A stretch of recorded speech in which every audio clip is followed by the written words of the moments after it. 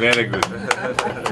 Akiaria ri kaunti-ini ya Kajiado, minista wa hinya wa kuhuthika Opiyo Wandayi oire mweke gutharikira na miario mũmbunge wa Kiharu Ndindi Nyoro uria kwa ihinda ukoretwo akiuria ciuria ciegemaini na thogora wa maguta undu umwe na uhuthiri wa kigina kia maguta. Mheshimiwa Ndindi Nyoro ameanza kuharibia kwa sababu anatoa matamshi ambayo haina maana. Ile levy inayoitwa Road Maintenance Fuel Levy iliongezwa mwaka jana mwezi wa Julai by 7 shillings. Kuringana na Wandayi, Ndindi yari bunge-ini hindi ya kuhitukio kwa mawatho mahuthiri wa kigina kia maguta, naguo ndabataire kuria ciuria ici kuria ica ikuhi akoretwo akimenereria muno woi wa ngombo hithanie kuhitukira kigina kia maguta kia RMLF. Iliongezwa mwaka jana by 7 shillings mwezi wa Julai na waziri wa barabara, na ikafikishwa bungeni na bunge ikapitisha.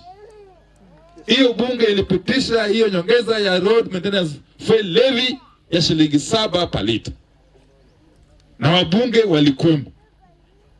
Na Mheshimiwa Ndindi Nyoro alikuwa kwa bunge wakati huo. Na wakapitisha.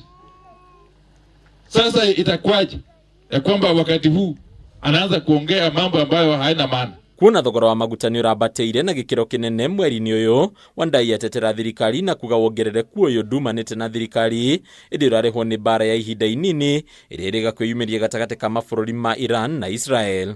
Na wakati tulikuwa na vita kidogo tu, vita ya siku karibu 10, vita kati ya nchi ya Iran na Israeli, ndio ikasababisha bei ya mafuta duniani nzima iende juu kidogo. Ndio ndiposa sisi pia hapa Kenya tukapata nyongeza kidogo ya bei wiki iliyopita. Sasa wameanza kupiga kelele, mara hii. Na wenye wanapiga kelele wamekuwa kikime wakati bei ya mafuta inashuka chini. Shigi mathogora ma thitima, thirikari igetetera na kuga mathogora ma thitima ni mathiete thi, ona thengi ya Kenya ingi gukorwo makiuga ici no ndeto itari na ukinyaniru. Ile uvumi ambao watu wengine wanaeneza ya kwamba bei ya stima inapanda, hiyo ni porojo. Bei ya stima imekuwa ikishuka katika nchi for the last 1 year. Na wakati inashuka, wakora hawaongei. Hadi Nyakame TV, Leto Rakoni Bataru wa Mwagi.